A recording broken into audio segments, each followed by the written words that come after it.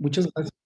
Solamente si me puedes habilitar para compartir un pequeño material, Sí, por cómo no, favor.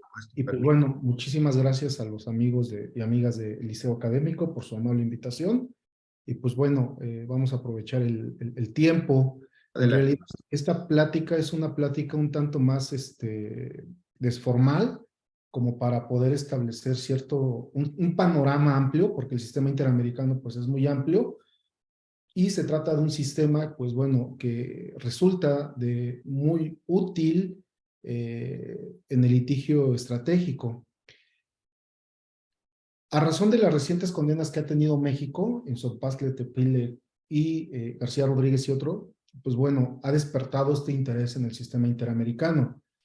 En realidad lo que vamos a ver es una visión muy genérica de lo que implica el sistema interamericano, sus dos organismos, los procedimientos a grandes rasgos, tanto ante la CIDH como ante la Corte Interamericana, y en su caso vamos a tratar de hacerlo con una vertiente un tanto práctica para poder ir pasando algún informe de admisibilidad, un informe de fondo que son los que emite la Comisión Interamericana, y en su caso una resolución de la Corte Interamericana para poder dar cierta practicidad y plasmar o hacer más latente esto que es un tanto teórico, ¿no? A mí me parece que el sistema interamericano tiene una cierta similitud con el juicio de amparo en el sentido de que a veces es necesario que estemos empapados, por lo menos, de cierta practicidad, que nos metamos a ver ciertas audiencias o ciertos trámites que se siguen ante la Comisión Interamericana, como ante la Corte Interamericana, leer informes de admisibilidad de la CIDH, informes de fondo, soluciones amistosas, y en su caso también, ESAP, que les llaman, ¿no? En los escritos de solicitudes de pruebas y alegatos que ofrecen las partes ante la Corte Interamericana, estos temas de admisibilidad o resoluciones de admisibilidad y las resoluciones que emite la Corte Interamericana, para poder en su caso hacer como que más práctico el entendimiento del sistema interamericano. Porque decía, al igual que el juicio de amparo, creo que requerimos practicar, ¿no? Intentar estas primeras demandas de amparo para poder entender muchos aspectos prácticos del litigio del amparo. Y creo que en el sistema interamericano pasa algo similar. Podemos tener toda la teoría, y sin embargo, creo que algo que en lo que se coincide es que precisamente es muy importante el poder acercarnos a esta vertiente práctica, que cuando pueda existir audiencias de la Corte Interamericana, que ya sesiona ahora, ¿no? La Corte Interinante, que ya sesiona en nuestro país, podamos acudir, ¿no? Porque en realidad el poder visualizar de manera directa estas audiencias, pues te da un panorama totalmente distinto a lo que la teoría te ofrece. Y pues bueno, ¿qué es esto del sistema interamericano como tal? El sistema interamericano es un instrumento, en este caso, de la Organización de los Estados Americanos, para poder hacer, en este caso, una defensa, promoción y, en su caso, una tutela de los derechos convencionales. Sabemos que el punto de quiebre de todo el sistema interamericano y de los sistemas europeos y universales parte de la Segunda Guerra Mundial, a razón de estos crímenes que se cometen, que atentan contra todos estos derechos universales de los seres humanos, pues se crean sistemas universal y sistemas regionales para la promoción y protección de los derechos humanos. Y en el ámbito de las Américas, pues no es la excepción, porque se genera precisamente esto que se conoce como un sistema interamericano de derechos humanos, que surge a razón de lo que es la Carta de la OEA. A partir de esta Carta de la OEA, pues surge la idea de poder establecer instrumentos que hagan viables la creación de ciertos organismos que tiendan a proteger, que tiendan a promover los derechos humanos en las Américas. Y a partir de esto entonces surge la idea de crear esto que se conoce como la Declaración de los Derechos de las Américas, y posteriormente viene la Convención Americana sobre los Derechos Humanos, o también conocida como el Pacto de San José, por haber sido suscrito, pues bueno, allá en el año de 1969, en San José, Costa Rica, entrando en vigor, pues en 69, perdón, y entrando en vigor en el 78, y posteriormente, pues bueno, se crean estos dos organismos que conforman ese sistema. Estos dos organismos que es la Comisión Interamericana de Derechos Humanos y la Corte Interamericana de Derechos Humanos. Y lo primero que tenemos que visualizar es que el sistema interamericano de derechos humanos debe de visualizarse en un contexto, en su completitud, respecto a estos trámites que se siguen en primer lugar ante la Comisión Interamericana de Derechos Humanos y después ante la Corte Interamericana de Derechos Humanos.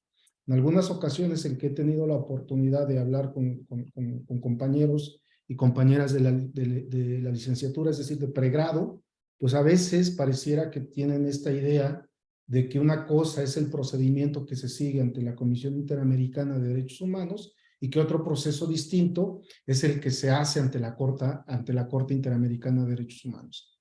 Y nosotros vamos a ver que en realidad pues estamos visualizando un mismo procedimiento, pero que para poder llegar a un pronunciamiento como el que se hizo en García Rodríguez y otro contra México, o en Sonpaztle Tepile, pues se tiene que llegar a través de la Comisión Interamericana de Derechos Humanos. Este sistema interamericano, entonces, parte de la idea de establecer que existen dos organismos, Comisión Interamericana de Derechos Humanos y la Corte Interamericana de Derechos Humanos. Y cada una de estos organismos, pues tienen sedes distintas. Sabemos que en Washington está la sede de la Comisión Interamericana de Derechos Humanos, la sede de la Corte Interamericana, pues está en San José, Costa Rica. El instrumento principal no solamente tiene que ver con esta carta de la OEA o con la Declaración de los Derechos y Deberes del Hombre en las Américas, sino también principalmente con la Convención Americana sobre Derechos Humanos, que es un instrumento que está reglamentado, disciplinando la promoción y protección de todos los derechos humanos y que en su caso establecen ciertos procedimientos para proteger, para tutelar estos derechos humanos. Y que a raíz de esto, pues bueno, los estados suscriben o han ido suscribiendo esta competencia tanto de la Comisión Interamericana y algunas veces también como de la Corte Interamericana.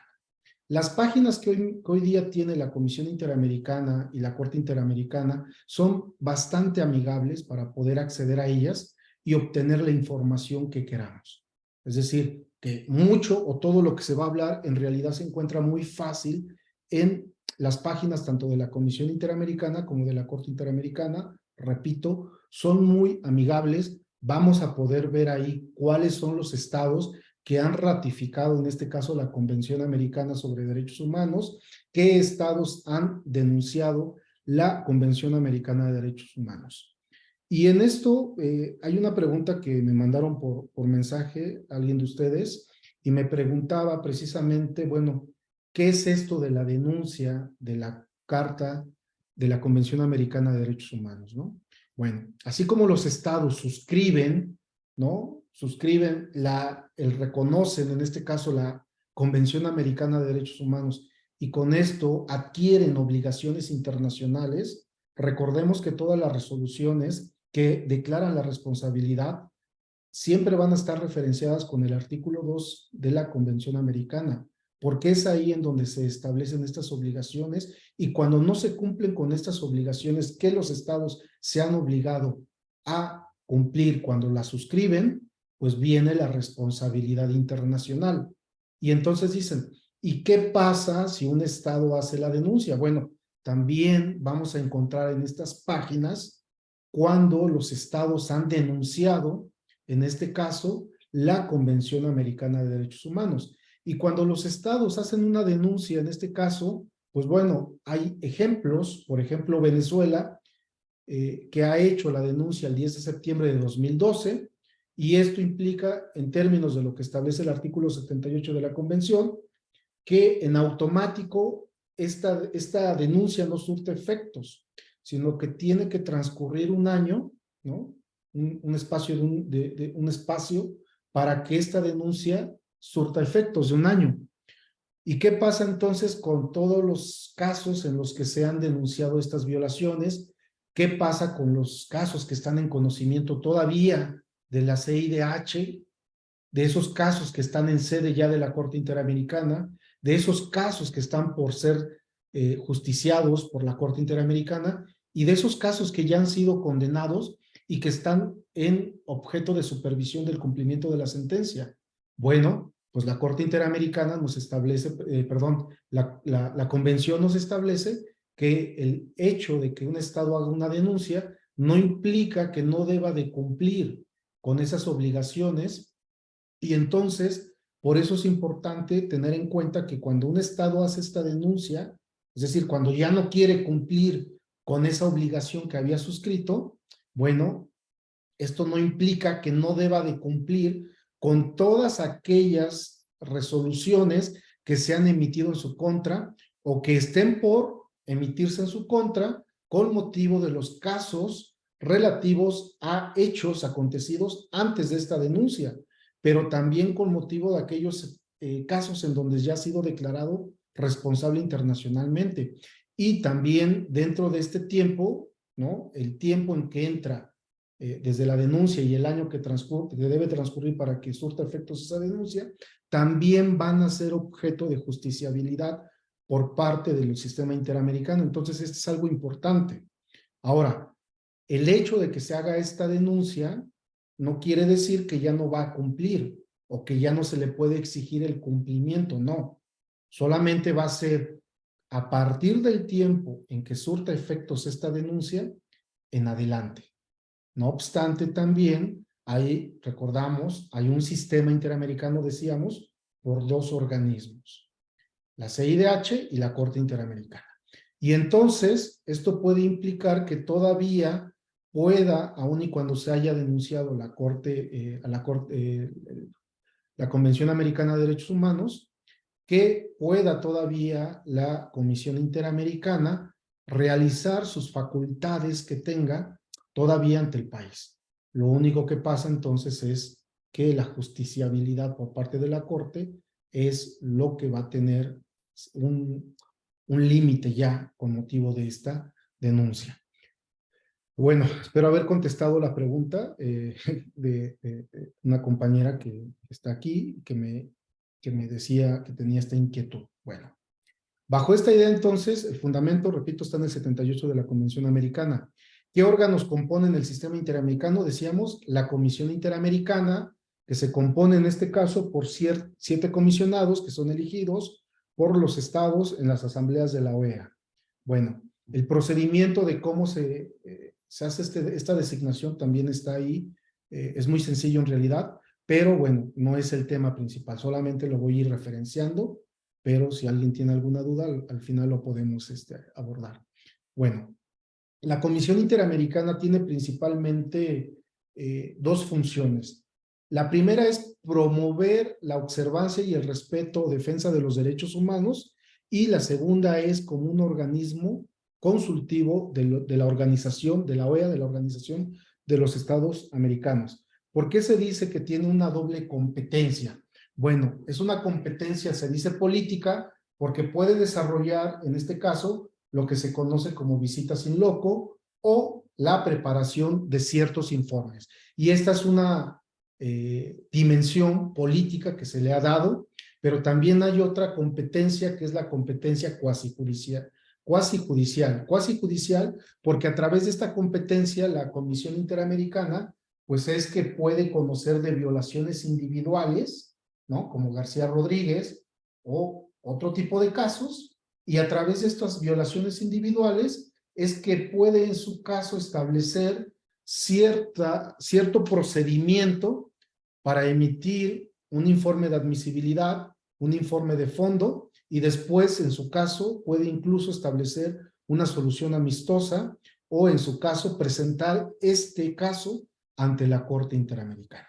Y es esta la función que se denomina cuasi, en la doctrina por lo menos, cuasi judicial, la que nos importa a nosotros, a los abogados. Desafortunadamente, pues bueno, el sistema interamericano, por la enorme carga de trabajo, imagínense un sistema conformado por los 7 comisionados, los 7 jueces, hacerse cargo de todas las denuncias que se le llegan día a día por todos los países que han suscrito la competencia, pues es enorme.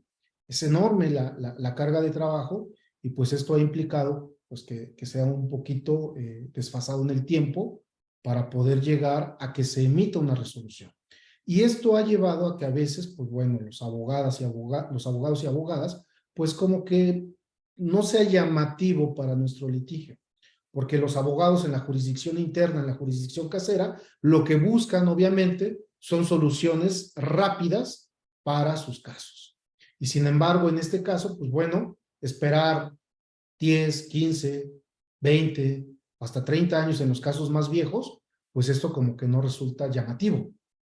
Y bajo esta idea entonces a veces pues se suele como que hacer un lado estos tipos de litigios. Y sin embargo vean cuáles son las repercusiones que puede tener un litigio estratégico en el ámbito interamericano. Vean cómo este tipo de resoluciones que actualmente han condenado a México o que lo han declarado responsable internacionalmente han tenido un impacto enorme, enorme en la política, en el ámbito judicial interno de nuestro país, ¿no? Por eso es importante entonces que visualicemos estas dos competencias de la CIDH en un primer momento. Esta función política y esta función cuasi judicial, que es la que nos lleva a que un caso pueda ser presentado por la Comisión Interamericana ante la Corte Interamericana. Bueno, esta función que es el procesamiento de peticiones individuales pueden implicar precisamente la promoción, el respeto o buscar la tutela de los derechos humanos. El sistema interamericano es el último eslabón, es la última esperanza que tiene una persona que por lo menos siente, presume, asume que no ha logrado la justicia en la jurisdicción casera, en la jurisdicción interna de su país. Y esto la lleva a buscar en un sistema regional, que es el sistema interamericano, esta justicia. Recordemos que una de las características del sistema interamericano es que es subsidiario. Y como vamos a ver más adelante, pues uno de los requisitos de este sistema es que se hayan agotado los recursos internos. Y una pregunta aquí sería, ¿no? Bueno, ¿y cuáles son esos recursos internos que tendríamos que agotar?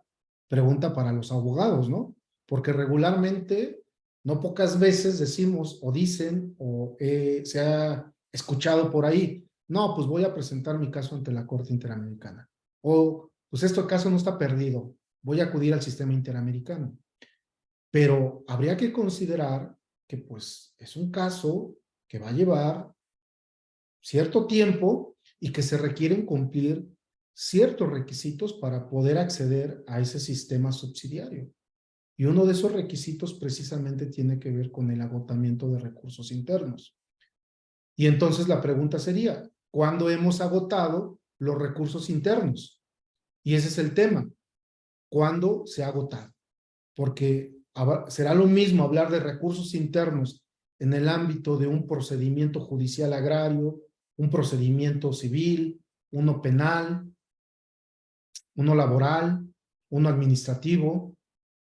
Sabemos que cada uno de estos procedimientos tiene sus peculiaridades y bajo esta óptica entonces tendríamos que tener en cuenta qué tipo de caso es, en qué tipo de jurisdicción se encuentra y qué tipo de recursos son los que deberían de agotarse para poder pensar en acudir a un sistema interamericano vía petición individual.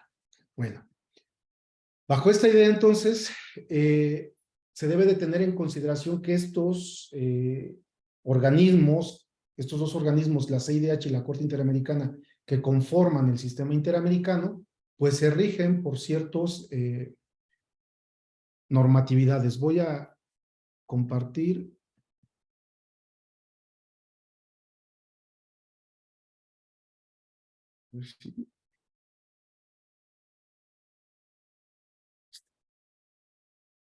¿Sí se ve? Ok, bueno. ¿Cuáles son estas normatividades? Bueno, principalmente se trata de la Declaración Americana de Derechos Humanos y Deberes del Hombre, ¿no? la Convención Americana sobre Derechos Humanos.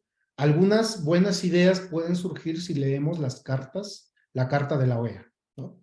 Recordemos que todo este tema de los derechos humanos, pues bueno, tiene una carga moral enorme y podemos encontrar muchas buenas ideas para hacer nuestras frases, nuestros lemas en el litigio o nuestras ideas que sustenten, ¿no?, una idea principal en esta Carta de la OEA. Y los tratados en materia de derechos humanos, ¿no? Básicamente, ahorita vamos a ver cuáles. Bueno, la Corte Interamericana.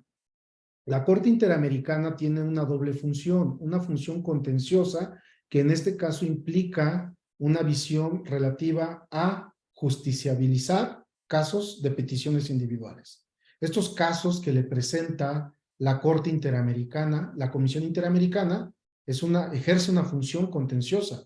Y una vez que ha establecido o se ha emitido o se tiene una resolución, ahora lo que sigue es la supervisión de las sentencias.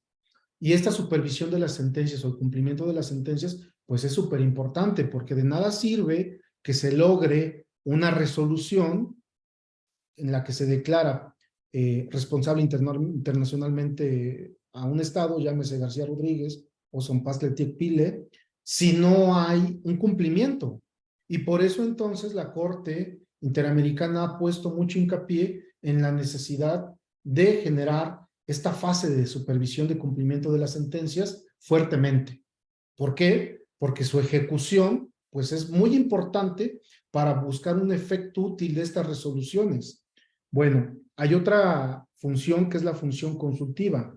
Muchas veces puede surgir alguna inquietud, alguna duda, o que al Estado, al generar la creación o ejercer su función creativa de normas, tenga alguna inquietud previo a ello y pueda, en su caso, hacer una solicitud a la Corte Interamericana para que pueda, en su caso, establecer un pronunciamiento respecto a determinada ley, ¿no?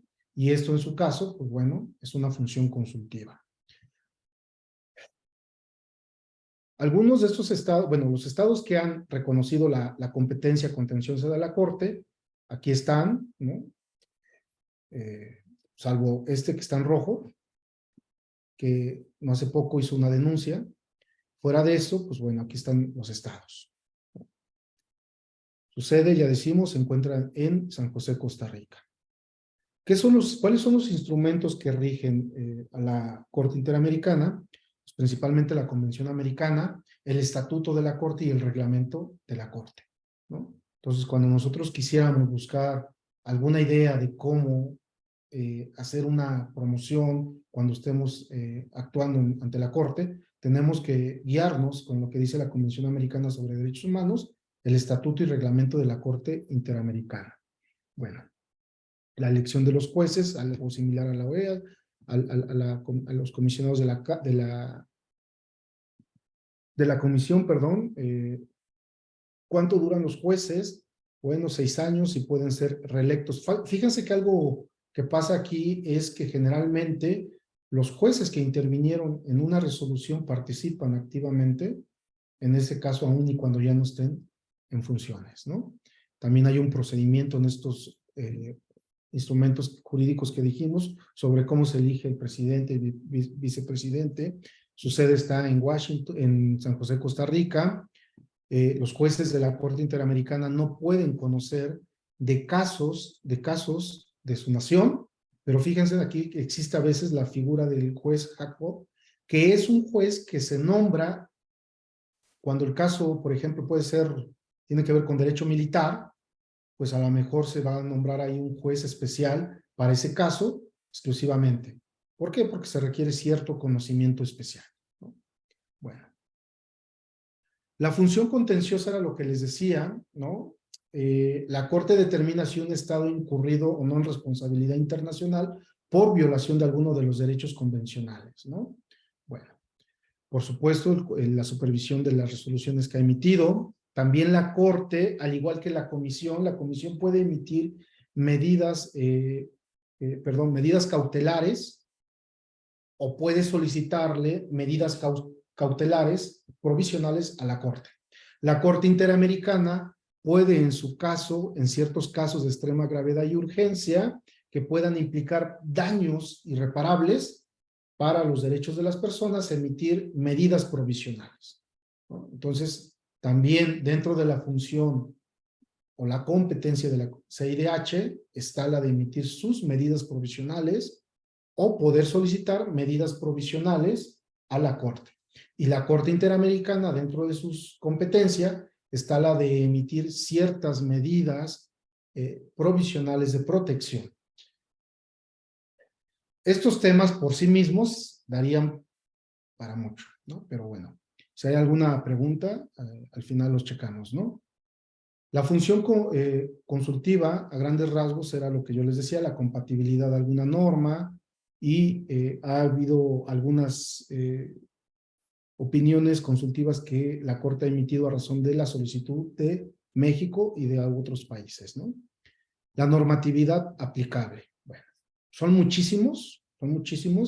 Dentro de esto, pues bueno, está la Convención Americana de Derechos Humanos, Protocolo de San Salvador, la Convención Interamericana para Prevenir Tortura, Desaparición Forzada, en fin, hay un sinfín de normatividad de la cual nos podemos valer. Recuerden que dentro de la normatividad está el derecho duro, lo que se conoce como un derecho blando, que no es vinculante, pero el derecho duro, pues sí, ¿no? Hard law, y el soft law, que es un derecho que no es vinculante, pero que resulta muy ilustrativo.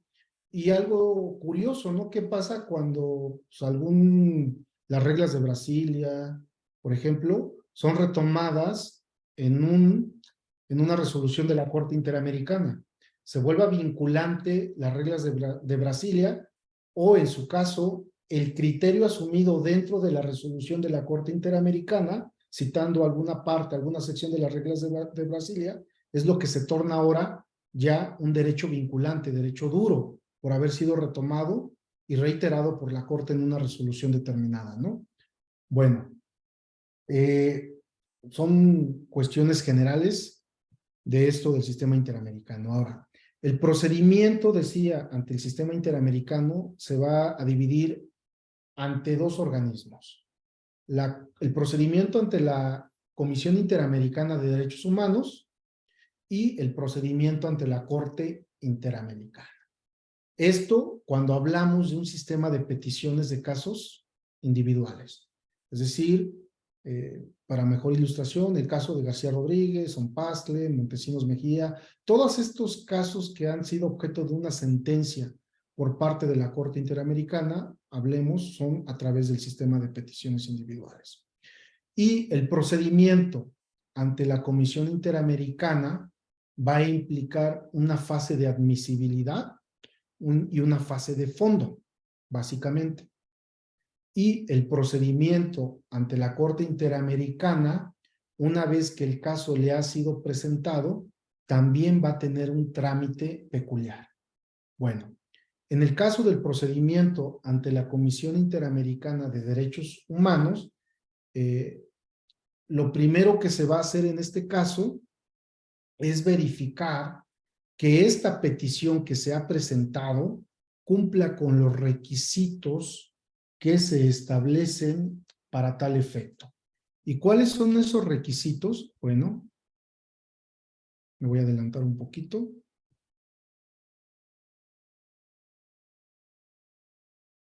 Vamos a encontrar en este caso el artículo 46 de la Convención Americana sobre Derechos Humanos, que se hayan interpuesto y agotado los recursos de jurisdicción interna conforme a los principios del derecho internacional. A razón de que el sistema interamericano es subsidiario, se tiene que haber agotado previo a acudir a la CIDH a través de una petición estos recursos de jurisdicción ordinaria.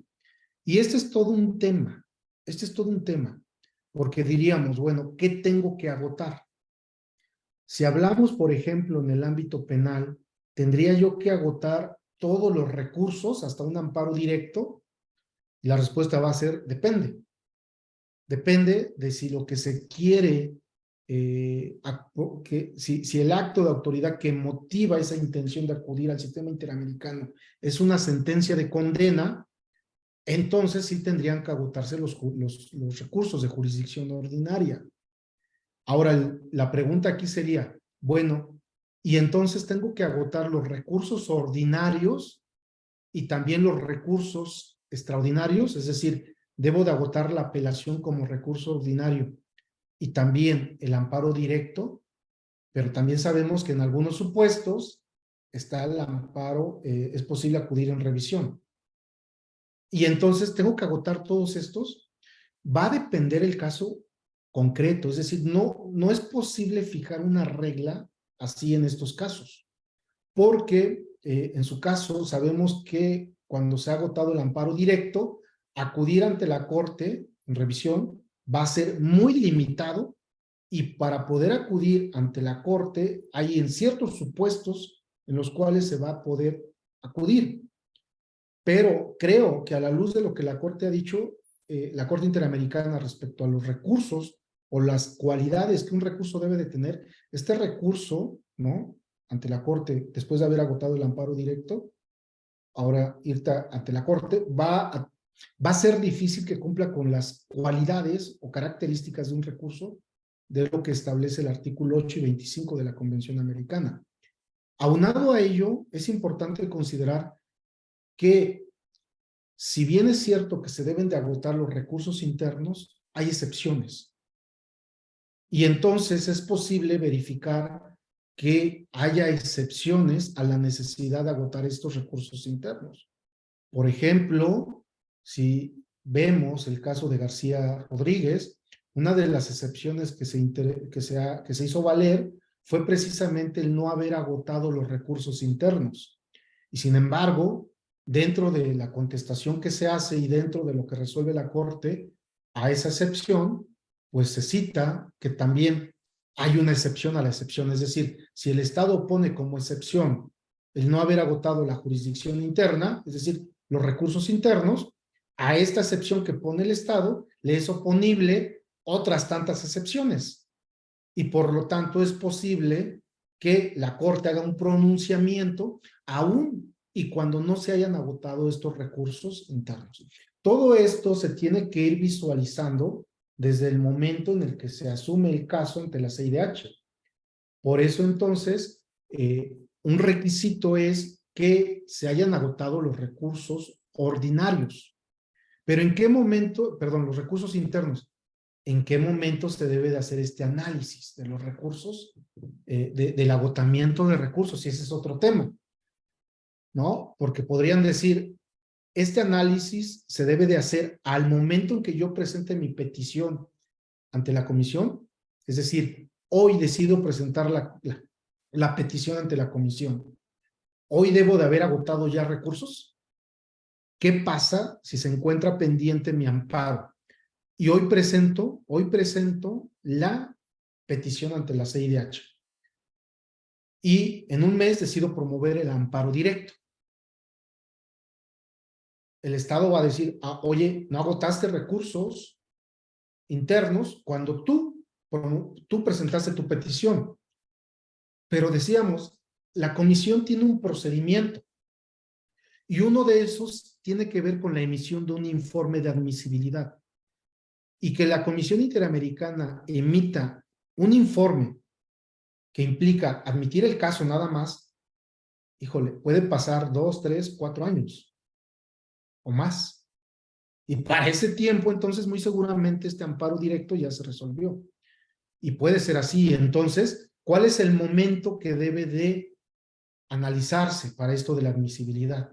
Bueno, la Corte Interamericana ha emitido una línea jurisprudencial sobre el hecho de que debe de ser, en su caso, el momento en el que la comisión emita ese informe, cuando se debe de verificar que se hayan agotado los recursos internos. Pero aún así sigue habiendo otras excepciones, ¿no? Cuando la persona no tenga su disponibilidad a agotar esos recursos, ¿no? ¿Por qué? Pues porque es un perseguido político, porque es una persona que tiene cierto nivel de preparación que no le permite esto, porque sufrió de incomunicación, pues porque nunca nadie lo visitó, hay varios supuestos por los cuales se puede generar excepciones a esto. O porque el recurso no es efectivo, no es un recurso que esté ideado para poder generar una reversión del acto que se reclama. O en su caso, porque haya transcurrido mucho tiempo para la solución de este medio que se hizo valer. Imagínense que se presenta una denuncia y esa denuncia por parte de la víctima ya lleva 5 años, 8 años. Bueno, a través de esa denuncia se busca una reparación, pero esa denuncia ante la fiscalía no ha procedido y ahí sigue. Y por más que se ha promovido amparos, ahí se sigue chicaneando el asunto. Bueno, una de las excepciones tiene que ver precisamente el tiempo que tardan en resolverse estos mecanismos para buscar la protección en el ámbito interno de un país. Bueno, un requisito entonces es que se hayan interpuesto y agotado los recursos en jurisdicción interna, conforme a los principios, ¿no? Pero, sin embargo, aquí hay excepciones. Afortunadamente, la Corte Interamericana tiene muchos cuadernos temáticos, no sé, creo que van por el 30 y tantos, y estos cuadernos temáticos, afortunadamente, nos han sistematizado la información. Si nosotros queremos saber de derechos a la libertad, cuestiones de detención, prisión preventiva ilegal, arbitraria, la Corte ya nos ha sistematizado en cuadernos todo esto. Si queremos saber de excepciones, la Corte ya nos ha establecido esto. Y entonces este sistema de cuadernos en los cuales la Corte ha ido tematizando todos estos temas, de verdad que son muy útiles y de mucha ayuda, ¿no? Así que, pues bueno, ahí podemos encontrar mucha información valiosa. Bueno, que sea presentada dentro del plazo de 6 meses, a partir de la fecha en que el presunto lesionado en sus derechos haya sido notificado de la resolución definitiva. Es decir, a partir de que es notificado son 6 meses.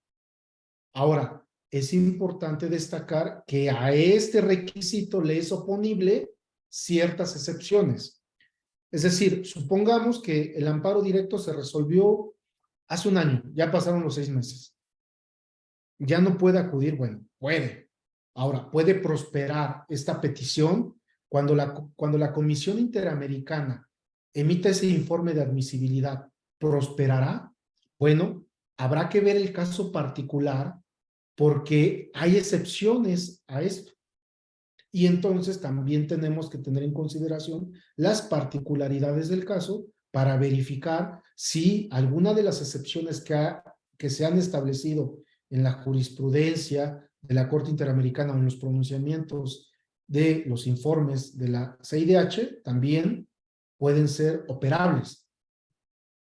No obstante que la Corte emite jurisprudencia, también es importante que a veces o que siempre procuremos nosotros analizar estos informes temáticos que emite la Comisión Interamericana o en su caso también podemos nosotros acceder a la página de la Comisión Interamericana como de la Corte y poder acceder a los documentos de un caso completo. Es decir, podemos acceder a revisar los informes de admisibilidad, de no admisibilidad, los informes de fondo y, en su caso, también las soluciones amistosas en ciertos casos. Entonces, acá es importante establecer este análisis para poder establecer cuáles son las líneas que vienen marcando tanto la comisión en sus informes de admisibilidad como de fondo, como la Corte. Bueno, bajo esta idea, entonces, hay muchas buenas prácticas que se han establecido, muchos buenos criterios que se han establecido por la CIDH y por la Corte Interamericana para poder establecer cuáles son las excepciones oponibles a este plazo de los 6 meses. Bueno, en materia de la petición o comunicación, que no esté pendiente un procedimiento de arreglo internacional. ¿Qué pasa? Que a veces no solamente se acuda a un sistema regional, sino que se acude también a un sistema internacional. Y entonces, acá un requisito es que no esté pendiente otro recurso. ¿Se acuerdan? Como el amparo, ¿no? Cuando tú vas contra el auto de vinculación a proceso, promueves apelación y amparo, pues tú sabes que en automático el amparo va para atrás. ¿Por qué? Porque no puedes tú tener estos dos medios de defensa, el ordinario y extraordinario, para poder impugnar un auto de vinculación. Bueno, aquí pasa algo parecido, ¿no? Con este requisito. Cuarto, que en el caso del artículo 44 la petición contenga el nombre, nacionalidad, la profesión, domicilio, la firma de la persona y personas o del representante de la entidad que somete la petición, ¿no? Bueno, ¿a qué se refiere esto? A los requisitos que debe de llevar la petición. Actualmente, la página de la Comisión Interamericana es bien amigable, bien amigable. ¿Qué quiero decir con esto? Pues que, bueno, nos puede, en su caso, ayudar mucho los links que hay ahí para poder llenar esos formatitos para hacer las presentaciones de las peticiones individuales. Hay link, hay formas de presentarlas, ¿no? Creo que hoy día con esto de la virtualidad, poder presentarla a través de la página de la Comisión Interamericana es más sencillo que tener que trasladarse a presentarlo, mandarlo por correo certificado. Entonces, en este trámite de la admisibilidad, recapitulo, la comisión determina si se satisfacen estos requisitos que hemos aludido. Y entonces va a iniciar la apertura al trámite mediante la transmisión de la petición al Estado. Es decir, se presenta la petición. Una vez que se presenta la petición, la comisión va a establecer un proceso de análisis, ¿no? Y va a determinar si cumplen o no con los requisitos. ¿Qué pasa si no se cumple con los requisitos? Bueno, puede ser que requiera o va a requerir generalmente al peticionario o a la presunta víctima. Y aquí es algo importante. El peticionario puede ser una persona moral, una persona física, generalmente acá hay muchas ONGs, que pueda en su caso, a nombre de la persona que se considera se le están violentando sus derechos, presunta víctima, presentar esta petición. Es el peticionario. Y a veces, entonces, la víctima o la presunta víctima va a ser aquella persona que resienta la afectación en su esfera de derechos. Entonces habrá que establecer esta diferencia. A veces puede haber una coincidencia entre la presunta víctima y que ella misma hace la petición. Ahora, si considera que no reúne los requisitos porque a lo mejor los hechos que narra no son completos, pues en su caso va a poder hacer un requerimiento o puede hacer un requerimiento o la parte la parte peticionaria puede hacer un complemento. Pero entonces, una vez que se haga esto, se subsane esto, ahora se puede decir que va a establecerse un procedimiento de reconsideración, en donde, pues bueno, ahora la comisión va a volver a analizar si ya se cumplen o no con estos requisitos. Por eso es importante que como abogados, o como cuando tengamos la necesidad de asesorar a alguien sobre esos temas, pues verifiquemos que estén satisfechos cabalmente todos los requisitos. Porque de por sí, para que la comisión nos conteste una promoción o haga este estudio, va a ser un poquito lento. Pues bueno, si no lo hacemos bien desde el inicio, esto puede implicar la pérdida de tiempo valioso. Por eso es importante que desde el inicio veamos que se satisfacen bien estos requisitos. Bueno, si ya están satisfechos, entonces se va a aperturar el trámite mediante la transmisión de la información al Estado.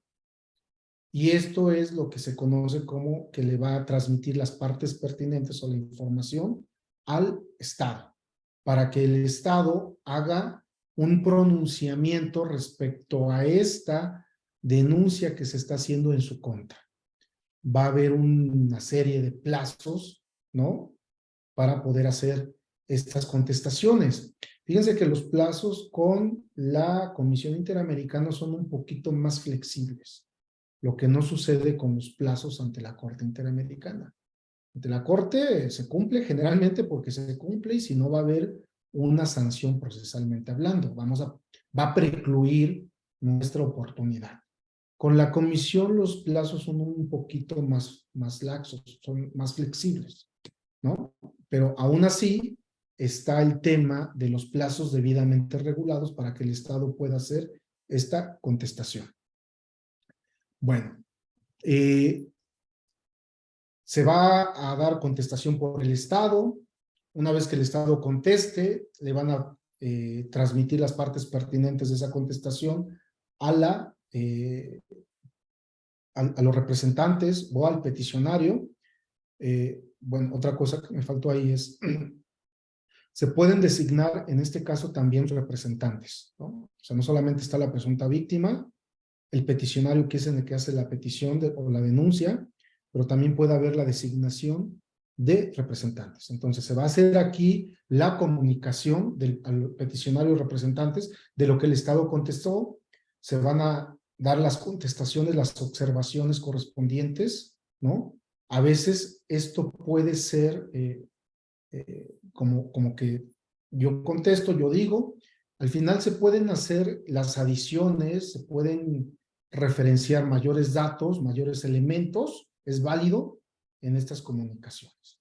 Pero va a ser importante que siempre se esté cuidando la base fáctica, porque la base fáctica va a ser lo que va a servir para poder establecer la caracterización de violaciones de derechos convencionales o lo que en argumentación se señala como la calificación de esos hechos como violatorios a ciertos derechos convencionales.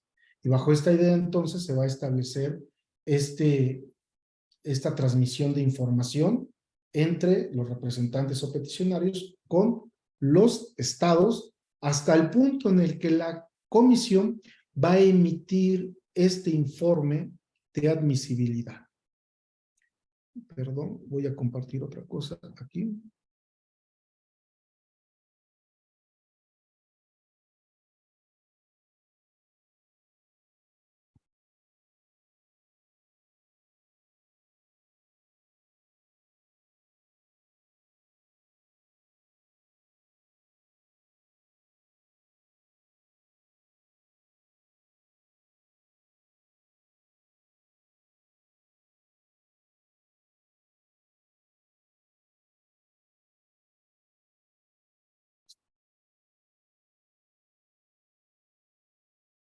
Este es un informe que emite la Comisión Interamericana. Todos estos los van a poder encontrar, les vuelvo a repetir ahí en la página de la comisión, que es un informe de admisibilidad, ¿no? Cuando se presenta la denuncia, se le va a poner un número de referencia. Una vez que se establece la admisibilidad del caso, se le va a dar un número, que es este, por ejemplo, y se le va a denominar informe de admisibilidad. Cuando se hace esta contestación del Estado, generalmente lo que el Estado puede hacer ahí es oponer excepciones. Y estas excepciones son bien importantes porque su oposición por parte de los estados deben de cumplir con ciertos requisitos. Si no se oponen debidamente las excepciones, pueden declararse no válidas. Es importante aquí establecer este aspecto, porque incluso puede ser que la comisión le diga, no prosperó tu excepción de no agotamiento de recursos internos, pero el Estado todavía puede hacerlo valer ante la Corte. Y sin embargo, si no hizo valer adecuadamente la excepción ante la CIDH, va a ser difícil que prospere ya ante la Corte. Por eso entonces es de que es un sistema de litigio. Es importante entonces que se tenga en consideración estos temas, porque el hecho de que pueda considerarse que no se agotaron recursos internos, en automático eso no implica que ya ganó el Estado. Hay muchas excepciones y se requiere que se haga valer esa excepción con ciertos requisitos. Bueno, se van a establecer aquí generalmente quiénes son las presuntas víctimas, se va a establecer cuándo fue que se aprueba y se va a establecer aquí los datos de la petición. ¿Quién es la parte peticionaria? ¿Quién es la parte victimal? ¿Quién es el estado que ha sido denunciado? ¿Qué derechos han sido invocados? Y aquí esto de los derechos es mutable, es decir, puede ir cambiando. La comisión puede determinar estos derechos y sin embargo, los representantes pueden argumentar otros tantos derechos, pero lo que no va a poder cambiarse es la base fáctica, ¿no? Y creo que esto en el ámbito casero lo sabemos, ¿no? Donde se fija una litis en el ámbito civil, donde se fija una litis en el ámbito de derecho procesal penal, pues también en el ámbito internacional hay una base fáctica importante que cuidar. Solamente que aquí, en el ámbito internacional, en el litigio interamericano, puede existir una posibilidad de poder trabajar un contexto de hechos para una mejor explicación sin cambiar los hechos. Bueno, estarán los derechos invocados.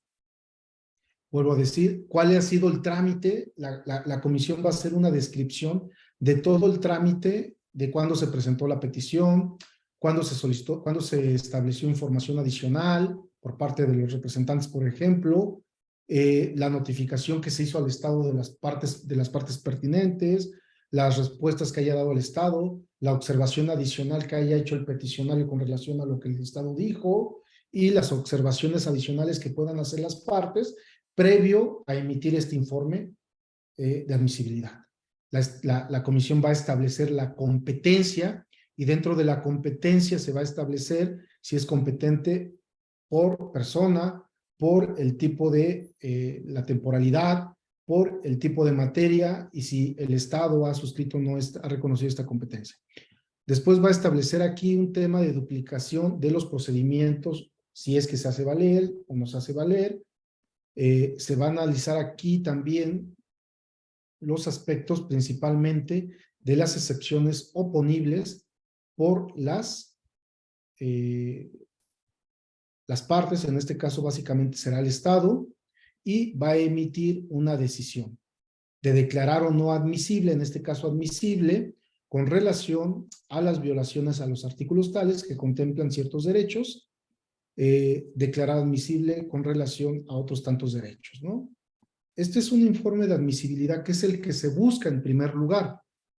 Después de que se emite este informe de admisibilidad, vendrá una segunda fase que es el informe de fondo. Pero para que la comisión emita también nuevamente este informe de fondo, se tendrá que establecer cuál es la posición de las partes, la determinación del hecho, que es la parte importante. Ahí es donde se puede establecer una fijación del hecho y anteriormente todo lo que puedan hacer las partes para poder aportar información respecto a los hechos es con miras a este informe de fondo, porque difícilmente se va a poder mover ya los hechos de esto. Se podrá hacer valer un tema de contexto de hecho, pero ya no mover la base fáctica. Bueno, ¿cuáles son las determinaciones de hechos? Es decir, que esos hechos han implicado la afectación de ciertos derechos. Bueno, por el tiempo vamos a continuar, perdón, no es posible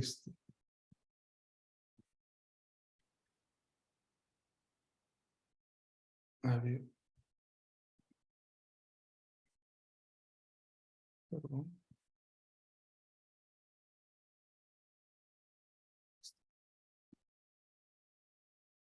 Y entonces estas dos fases que tienen que ver con la admisibilidad y con el fondo son un requisito para que el Estado pueda culminar con establecer ciertas recomendaciones. Y estas recomendaciones van a ser visualizadas por la comisión para verificar si se han o no cumplido.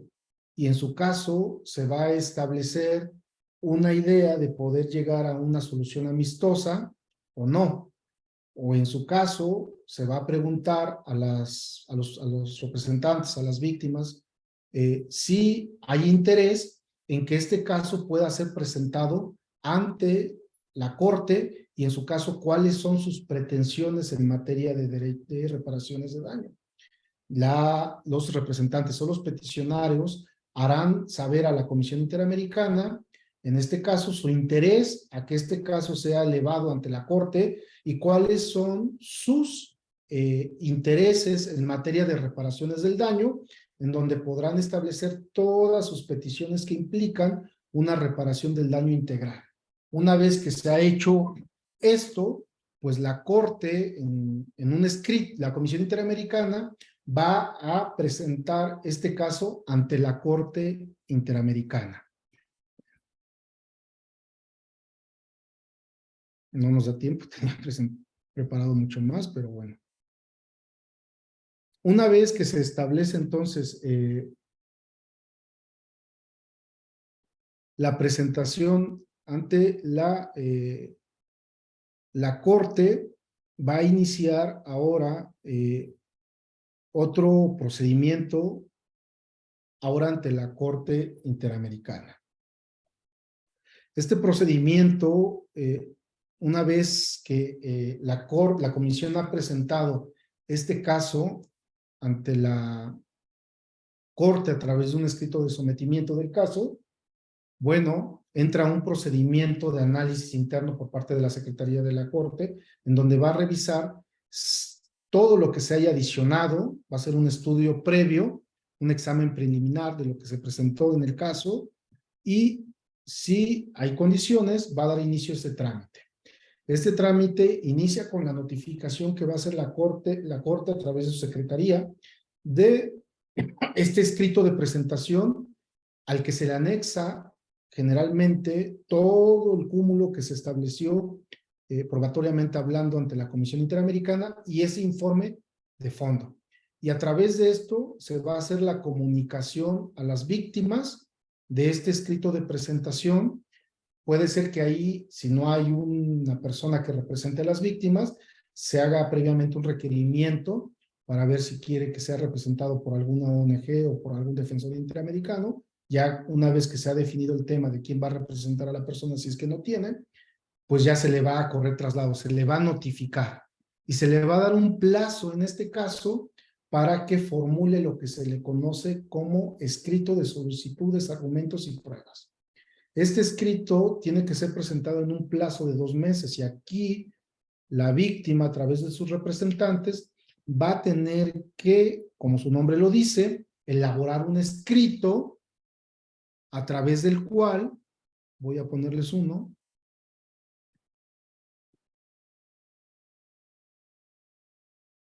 perdón,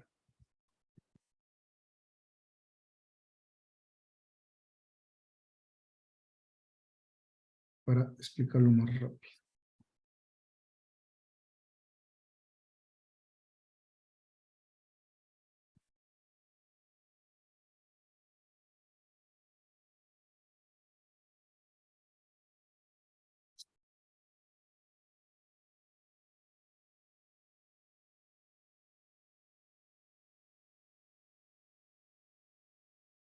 Hasta uno, por ejemplo, ¿no?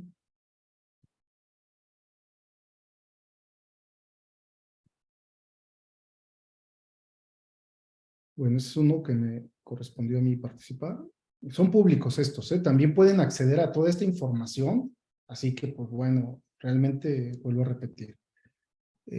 Va a depender, la elaboración es libre, va a depender de cada quien, pero bueno, se puede establecer un escrito en el cual, porque debemos de pensar que el Estado va en este caso muy seguramente a seguir peleando sus excepciones, y una de esas excepciones a veces tiene que ver con la falta de competencia, el no agotamiento de recursos, y bajo esta idea entonces se tiene que ir trabajando todo eso, y bajo esta óptica entonces, ya el SAT, en este caso, por ejemplo, pues es se decidió poner un trámite, ¿cuál fue el trámite ante la comisión? Como un antecedente, individualización de la víctima, personalidad de quienes suscribimos que somos defensores, consideraciones de los hechos del caso, de qué se trata la base fáctica, el contexto relevante del caso, que es lo que les decía. A veces ya no podemos adicionar hechos, pero podemos establecer una explicación de contexto para poder darle mejor una introyección a estos hechos.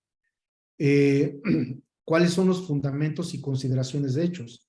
Y entonces aquí lo que se va a hacer ya es explicar cuáles son las violaciones de derechos humanos, y aquí puede haber coincidencia total o parcial con la comisión, es decir, la comisión en su informe de fondo pudo haber alegado la violación a 5 derechos, pero puede ser que los representantes sobre la misma base fáctica consideren que hay violación a 8 derechos. Y entonces se va a tener que establecer aquí la violación de los derechos, la base, que derecho, por ejemplo, la detención ilegal y arbitraria, derecho a ser informado de la detención, derecho a ser puesto sin demora ante la autoridad, derecho a recurrir el fallo ante un juez, derechos a la integridad por tortura, obligaciones a investigar, violaciones al 8.1, que son garantías judiciales, pues competente, recurso judicial efectivo, presunción de inocencia, ¿no? Violaciones al derecho a la defensa, violaciones al 5256 que tiene que ver con ejecución de prisión preventiva. Entonces, aquí se va a analizar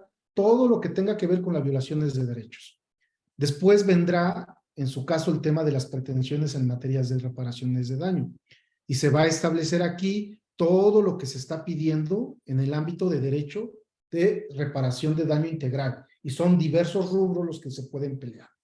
Después de eso se va a establecer cuáles son las pruebas que se van a ofrecer. Y cuando hablamos de pruebas, pues bueno, el ámbito probatorio es otro gran tema, porque cómo ofrecer las pruebas, si son testigos, si son periciales, cómo ofrecer documentales, todo esto se tiene que elaborar desde aquí.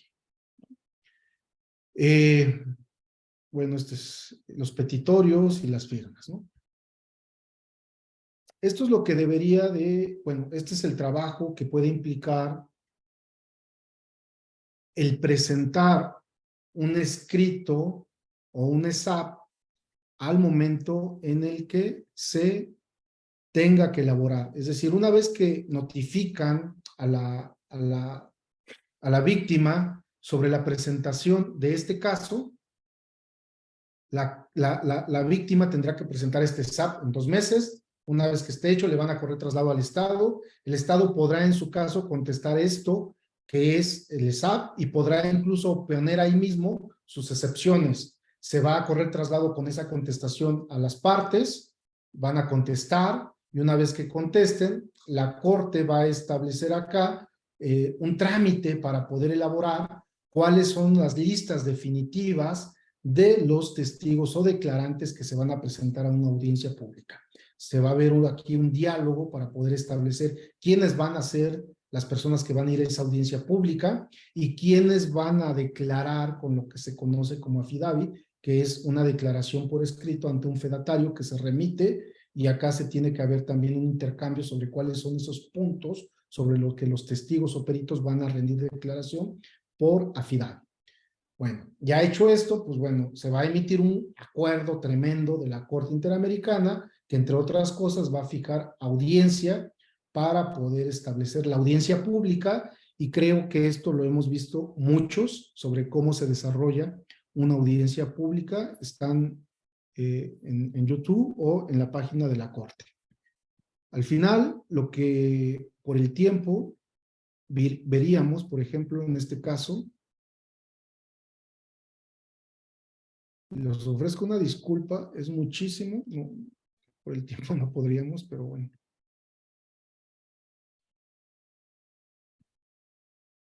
Esta resolución, ¿no? De García Rodríguez, ¿no?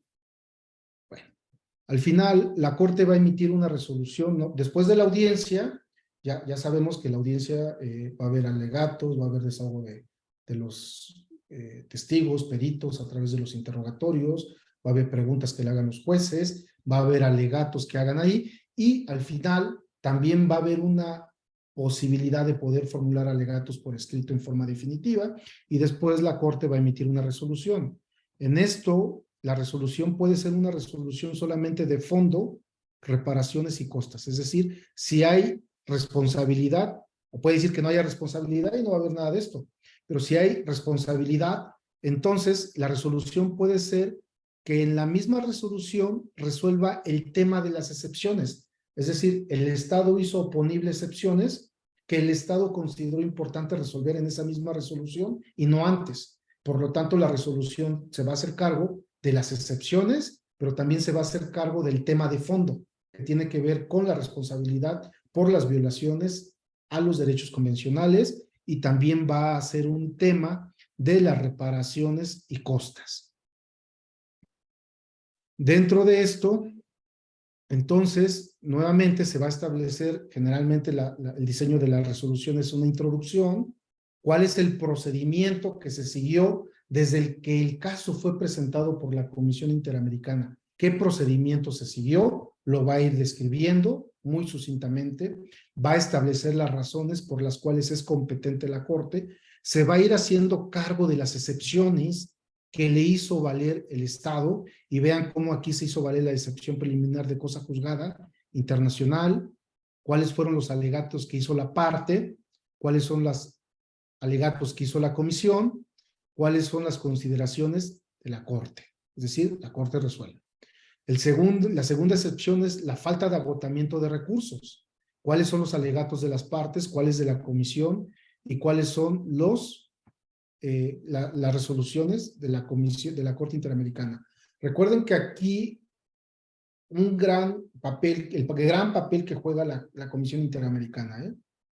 Ahora, consideraciones previas puede ser un tema que, como su nombre lo dice, son consideraciones previas, pero aquí lo que me importa destacar es el tema de la prueba. Vean cómo aquí va a hacer referencia a la prueba, cuáles son los hechos y cuál es el marco normativo importante para algunas cuestiones que va a analizar, como el arraigo, la prisión preventiva, ¿no? Luego va a ir analizando cuáles son las temáticas normativas, que en este caso sabemos que fue detención, arraigo, auto de forma de prisión, la detención, arraigo de Reyes, el proceso penal, prisión preventiva, todo el tema que tenga que ver con las normas relacionadas con los hechos principales. Y luego va a ir determinando el fondo, y en el fondo tiene que ver la sección de los derechos alegados, va a ir analizando cuáles fueron los derechos a la libertad, la presunción, cuáles fueron los alegatos de la parte de la comisión, de cada uno de los derechos, y la Corte va a ir fijando su resolución o su decisión por cada uno de estos, por cada uno de los derechos. Al final va a determinarse cuáles son las reparaciones, y vean en particular aquí lo que nos importa. Chéquense el tema de las garantías de no repetición, porque en las garantías de no repetición, más allá de todo lo que tenga que ver con las otras reparaciones, las garantías de no repetición implican una forma de poder asegurar que este tipo de hechos no van a poder generarse en un futuro. Y las garantías de no repetición en este caso y en el de Son Paz Tecpile tienen que ver con dos visiones: un ajuste normativo que le compete a una sección del Poder Estatal de México, que es ajustar normativamente, incluyendo el artículo 19 constitucional, para hacer la regulación de aquello que tiene que ver con el arraigo y la prisión preventiva en la regulación que tiene la Convención Americana, es decir, que toda prisión preventiva tenga que estar acorde a un test de proporcionalidad, que se elimine la prisión preventiva oficiosa, y en su caso, a otros operadores, incluyendo los jueces, que puedan hacer un control difuso para no aplicar la prisión preventiva. Entonces, aquí la garantía de no repetición, la Corte va diseñada en dos visiones: ajustes normativos y a los otros operadores para poder hacer un control ex oficio y difuso en cuanto a este tema de la prisión preventiva y los arraigos, ¿no? Y ya vienen los otros aspectos que tengan que ver con reparaciones de daño, y después vendrá ya el tema que tiene que ver con la verificación o supervisión del cumplimiento de la sentencia. Creo que estamos en tiempo. En realidad, vuelvo a repetir, la idea de esta charla era una charla para presentar el panorama más genérico para los abogados. Por el tiempo, pues no daría tiempo, en realidad, abordar muchos temas, pero sí que creo que es importante establecer que el sistema interamericano tiene dos organismos: Comisión Interamericana, Corte Interamericana. Para que se emita una resolución como la de García Rodríguez, se tiene que establecer a través de una vía que es el sistema de peticiones individuales. Y este sistema de peticiones individuales inicia con una petición ante la Comisión Interamericana, que debe de hacer un estudio preliminar de si se cumple con los requisitos. Va a establecer entonces un traslado de esa información al Estado, se va a generar información entre el Estado y los denunciantes para que se emita un informe de admisibilidad en donde se declara admisible Esa admisibilidad puede llevar unos años en que se declara admisible. Una vez declarado admisible, se le va a dar un número de caso, 15.664, ¿no? Y después se va a aperturar la segunda fase, que es una fase de fondo, en donde se va a recabar información, ya no para la admisibilidad, sino para el fondo. Y va a concluir con un informe de fondo en donde la comisión va a establecer que hay materia, que los hechos materia de la denuncia caracterizan determinados violaciones de derechos. Puede surgir un tema de una solución amistosa o puede ser que en ese informe se hagan recomendaciones y que se cumplan. Si no se cumplen en cierto tiempo, la comisión va a requerir a los peticionarios o presuntas víctimas para que digan si hay interés en que el caso se lleve ante la corte y van a establecer y que establezcan cuáles son sus pretensiones en materia de reparaciones del daño. Una vez que lo hagan, el caso se va a presentar mediante un escrito de presentación del caso y una vez que llega el caso ante la corte, se inicia ya la segunda fase, que es el procedimiento ante la corte. Y ante la corte se va a hacer un estudio preliminar respecto a esa presentación. Una vez que se verifique que toda la información está adecuada, es completa, se va a correr tras que se haya designado, que se verifique que tenga un representante de las presuntas víctimas, se va a correr traslado con eso a las presuntas víctimas, sus representantes, para que en un plazo determinado hagan un escrito de solicitudes, de argumentos y ofrezcan pruebas. Después con ese escrito se corre traslado al Estado. Una vez que se corre traslado pueden darle vista nuevamente a la presunta víctima y sus representantes, porque seguramente el Estado va a poner ahí nuevamente excepciones y después de eso va a haber un tema de un trámite para poder verificar cuáles son las listas definitivas de los declarantes hasta que se emita un auto en donde se va a convocar audiencia, entre otras cosas. Es un auto con mucha información y llegada a la audiencia se desahoga, después vienen los alegatos por escrito finales y la corte resuelve. Vaya, es un trámite bastante largo, sobre todo por el tiempo que puede implicar, por la gran carga de trabajo que tiene este sistema interamericano. Una vez que se emite la sentencia, después se iniciará el procedimiento de verificación del cumplimiento de la misma, en donde también tiene todo un procedimiento, porque también pueden existir interpretaciones de la misma resolución por algún tema, o pueden existir mesas para verificar el cumplimiento, y es todo un procedimiento esto de la supervisión. Hay resoluciones que llevan muchísimos años en vía de cumplimiento y otras que ya se han declarado cumplidas. Bueno, yo solamente dejaría un espacio para las preguntas, inquietudes que puedan tener, y les reitero, pues bueno, por el tiempo, pues es un poquito complejo abordar todas esas temáticas. Espero no haberles generado más dudas que respuestas.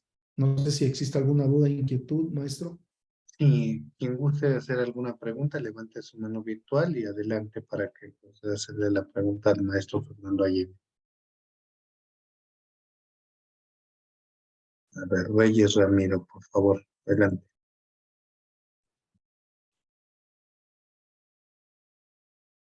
Sí, Adelante, con gusto.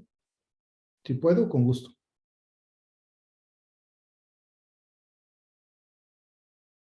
escuchamos.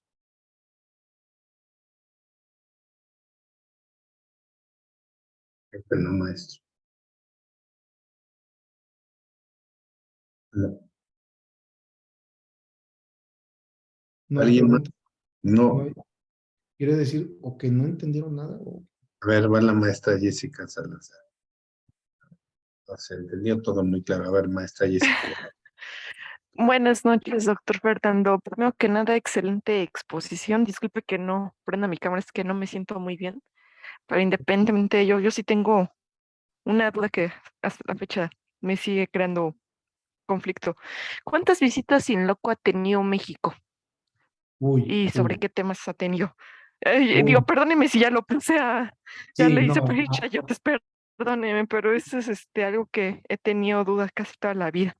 Fíjate que no te voy a ser honesto, no tengo la información a la mano, para que te miento, pero creo que podríamos, y tal vez podríamos ponernos de acuerdo para hacer una, una investigación para poder establecer ese dato respecto a las visitas que ha tenido desde que se reconoció la competencia de la Comisión Interamericana, ¿no?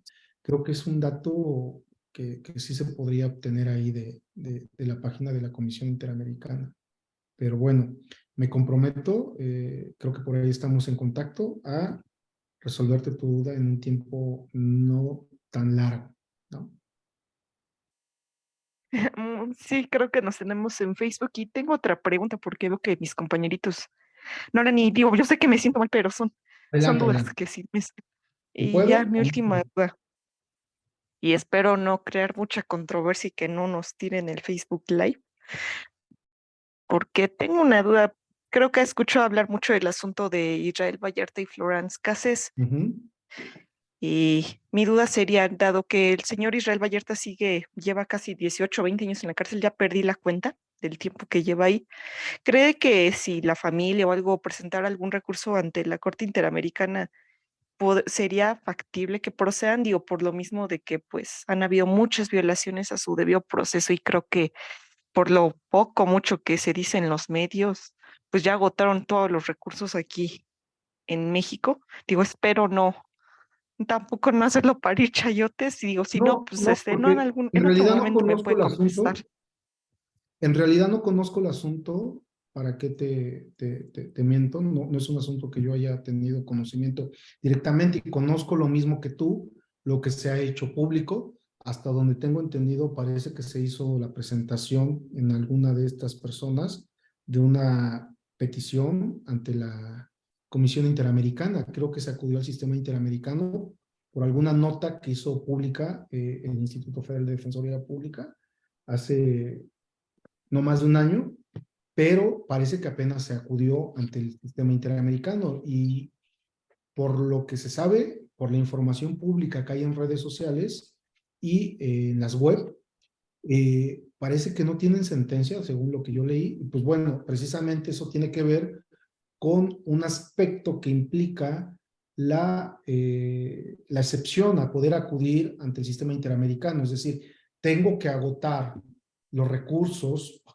para poder acudir. Bueno, en García Rodríguez es un buen referente, porque en García Rodríguez se puede ver que se acude cuando aún no existía la sentencia definitiva. Y sin embargo, ahí mismo la Corte Interamericana establece las excepciones al no agotamiento de los recursos internos, y uno de ellos tiene que ver cuando el tiempo que ha transcurrido para poder obtener una resolución de tutela en favor de los derechos es excesivo. Si no mal recuerdo, ahí creo que hablaban algo así como de 13 años, 14 años, y por eso se consideró que era viable, que era una excepción. En el caso que tú comentas, la verdad desconozco si son esos años los que llevan y ya se ha acudido. Creo que la visión es que tendría una excepción de no agotar, de no esperar a agotar esos recursos, por un lado. Por otro lado, para poder llegar a la Corte Interamericana, se tendría que pasar por este filtro, ¿no? Es decir, ¿quién puede presentar una petición o un caso ante la Corte? Solamente los estados con ciertos requisitos y la comisión. Entonces, actualmente, para que se pueda presentar un caso ante la Corte Interamericana, tiene que pasar por el filtro de la comisión, es decir, que la comisión debe de emitir un informe de admisibilidad. El hecho de que la comisión haya dado inicio al trámite del caso no quiere decir que ya lo admitió.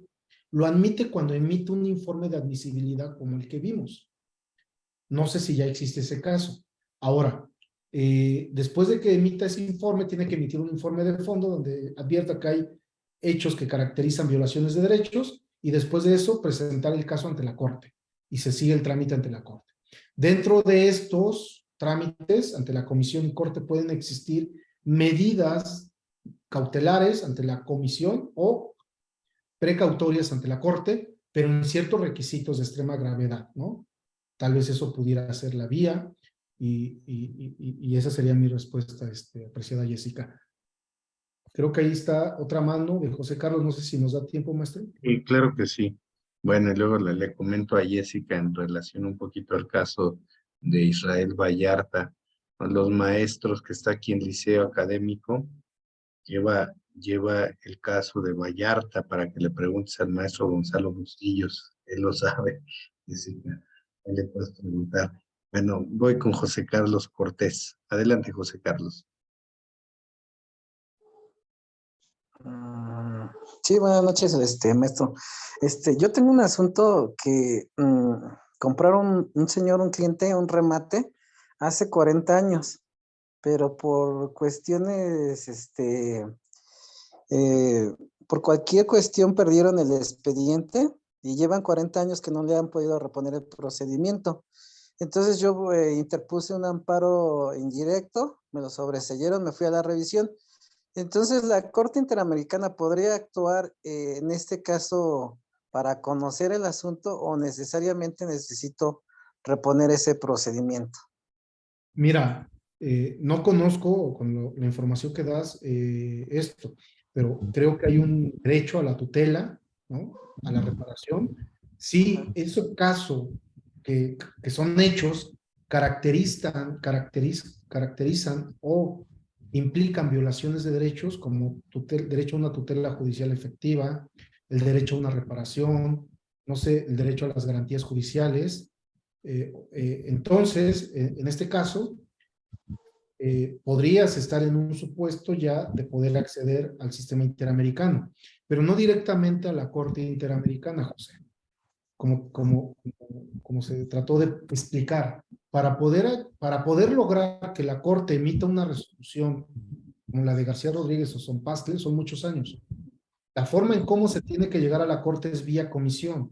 Tienes que hacer una presentación de tu caso, del caso, ante la comisión y iniciar el trámite, que se emita un informe de admisibilidad, un informe de fondo y que después el caso sea presentado por la comisión ante la Corte. ¿Sí? Entonces, esa es la línea, no directamente ante la Corte, sino ante la comisión. Decía, la comisión tiene una página muy amigable, te puedes meter, ahí hay link, incluso te va a decir presentación de una denuncia, y ahí te va a decir cuáles son los requisitos. Es muy, muy amigable, precisamente porque la política de la Comisión Interamericana y la Corte, pues es generar un ambiente empático o de amigabilidad de sus web, ¿no? Eso sería la contestación, José. Sí, porque se me hace mala onda de los órganos, bueno, del órgano laboral, que pues hace 40 años le vendió una casa y no se la ha podido entregar. Entonces, como dice usted, le falta una efectiva tutela judicial. Gracias, maestro. De nada, entonces, Gracias, maestro Fernando Allende. Pues creo que no hay más, digo, nos gustaría el tema, la verdad es que el tema es muy, muy apasionante con respecto a todo esto que nos has venido a platicar del sistema interamericano de derechos humanos, ¿no? Lo que tiene que ser la Convención Americana de Derechos Humanos, justamente la Corte Interamericana de Derechos Humanos, que ya bien nos referiste, tiene su sede en San José de Costa Rica, ¿no? Justamente, pues también nos has hablado, nos has hablado de la comisión, porque una es la Comisión Interamericana de Derechos Humanos y la otra es la Corte Interamericana de Derechos Humanos, ¿no? ¿Cuáles son los pasos que hay que seguir? Pues yo te agradezco mucho y te voy a entregar tu respectivo reconocimiento, sea de forma virtual en este momento, y te lo vamos a enviar. Bueno, pues Liceo Académico otorga el presente reconocimiento al maestro Fernando Allende Sánchez, defensor público y defensor interamericano, por haber impartido la conferencia denominada El Sistema Interamericano de Derechos Humanos, Ciudad de México, 19 de octubre de 2023, y el que firma es el suscrito Manuel Pérez Camacho. Maestro, pues yo te agradezco mucho esta plática, pues la teníamos pendiente ya desde hace como 2 años, ¿no? Pues finalmente se dio. Agradecemos mucho a los compañeros que nos acompañaron el día de hoy. Qué pena que no podemos estar más y liberar las ligas a tiempo, pero bueno, pues también a veces hay compromisos, el maestro hoy me avisó que pues le había llegado una notificación, pero esta plática va a quedar en el canal, ya está en la página del Liceo Académico y quedará en el canal de YouTube para que la puedan ver en repetición quienes así gusten. Maestro, ¿algo más que quieras agregar? No, no, no, nada. Muchísimas gracias, maestro. Y pues bueno, les vuelvo a repetir, es poco tiempo para tratar un tema tan complejo y largo, ¿no? Esperemos que les haya servido un poquito para poder aclarar algunas ideas y no poner más nebulosas, ¿no? De esto del sistema interamericano. Y pues bueno, muchísimas gracias a todas y todos por estar presentes. También reitero mi disculpa, pero pues bueno, primero el trabajo a veces, ¿no? Muchísimas Así es. gracias. No, maestro, así es y lo entendemos. La verdad es que además te admiramos y te respetamos porque sé que eres, y si no, corrígeme tú, pero en México eres el único defensor interamericano o eres el cuarto.